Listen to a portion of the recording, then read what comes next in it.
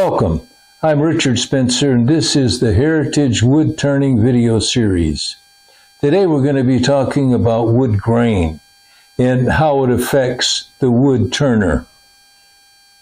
When you look at a board, it's generally easy to tell which is the face grain because it's the wide part. It's the narrow part that's the edge grain. But wood does have three distinct grains. It's end grain, face grain, and edge grain. Now, when you're looking at a square piece, the difference between the face grain and the edge grain gets a little bit more difficult to distinguish. But it's that difference between the two that affects wood turners, more so than flat workers. The real difference is in the face grain. There's more of the early wood, the softer grain, that's showing than you see on the edge grain. The edge grain is more evenly matched between the late wood and the early wood. But the early wood will sand easier and faster than the late wood. The late wood is harder. So as you're turning and the sandpaper is going across the face grain, it's removing more wood than it does just 90 degrees away on the edge grain. And it's that difference that causes a lot of problems for wood turners. Have you ever turned a pen and you were just starting out and it was your first couple of 3 or 4 pins and you took it down close to the bushings with your tool, but you didn't have the confidence to go all the way down to the bushing with your tool. So you figured, well, I'll just sand it. It's safer. So you put your tool down and you picked up your 80 grit sandpaper and you started sanding it till it came down to the bushing.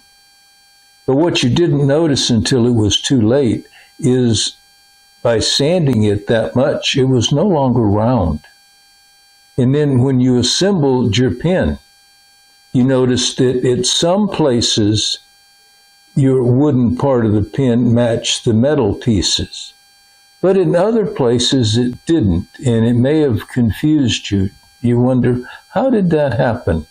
Well, it's because of the difference between the face grain and the edge grain. Now, I'm going to demonstrate that for you on this. We have edge grain marked and face grain. I've already turned it round and I've got it smooth. And you can tell that it's completely round. When you turn it on and lay a tool against it, you can barely hear any sound because it's completely round. It does not make the tool vibrate. Now, I'm going to take the same piece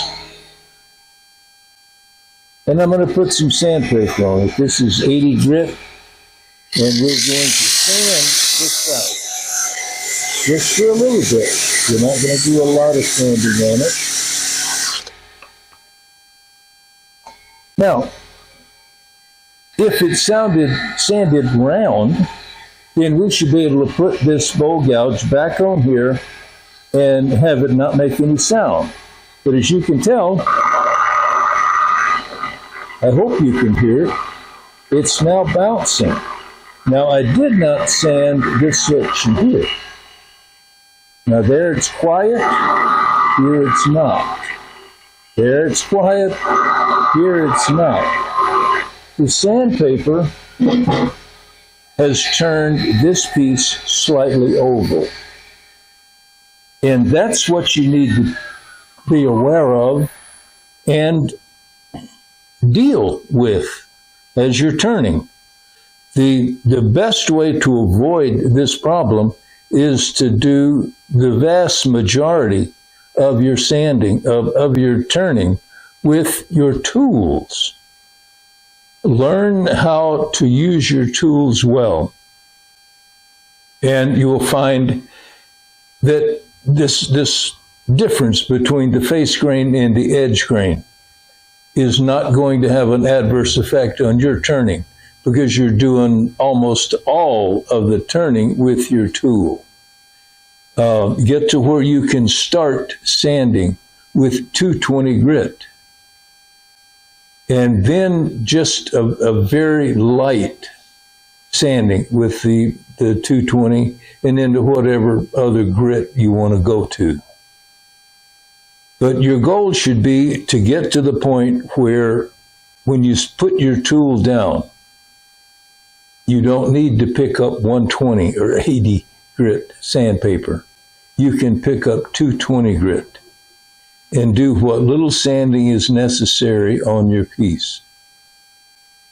And I hope this video has been helpful to you.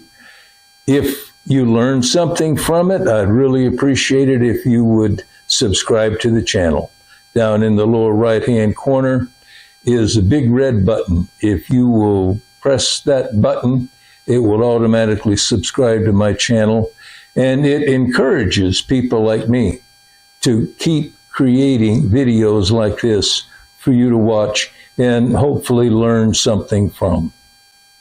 So I thank you for watching, and we'll see you again on the next one.